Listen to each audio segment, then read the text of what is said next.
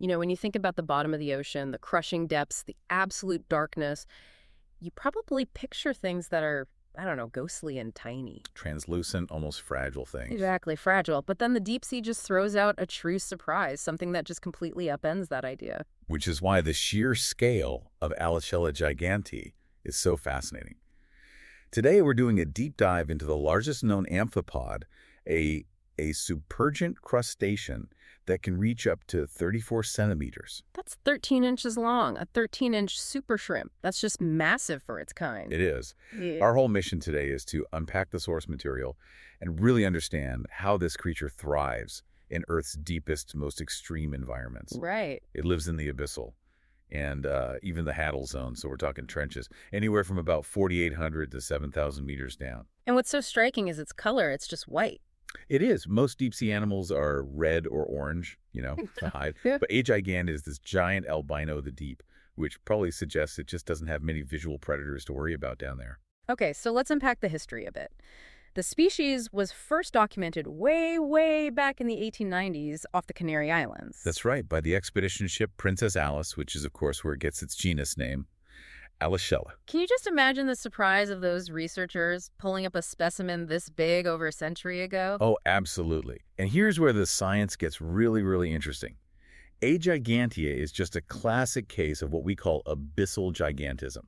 Abyssal gigantism. So what's the theory there? Well, the hypothesis is that the frigid temperatures and the immense hydrostatic pressure, that's the weight of miles of water, it slows down metabolism. So everything just happens in slow motion. Exactly. This leads to these unusually long lifespans, probably over 10 years. They just keep growing because their life cycle is so dramatically extended. So the pressure doesn't crush it. It fundamentally changes the way its biology works. And this size isn't just physical. It's written into its DNA, right? That's right.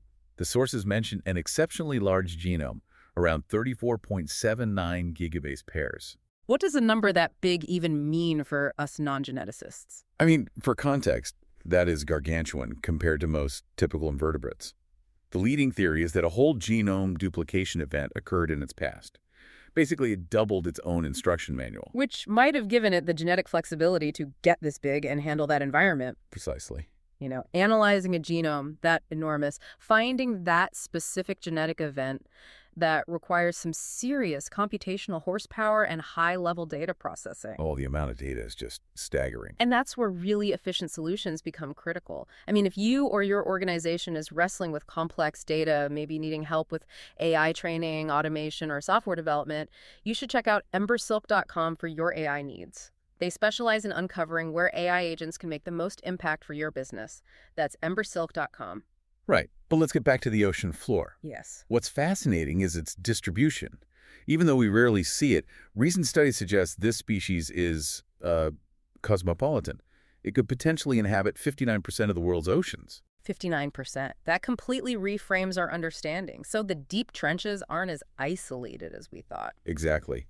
Genetic studies confirm there's significant gene flow across all these different populations. It shows the deepest zones aren't just scattered pockets of life. They're more like an interconnected highway system. A highway system, that's a perfect analogy.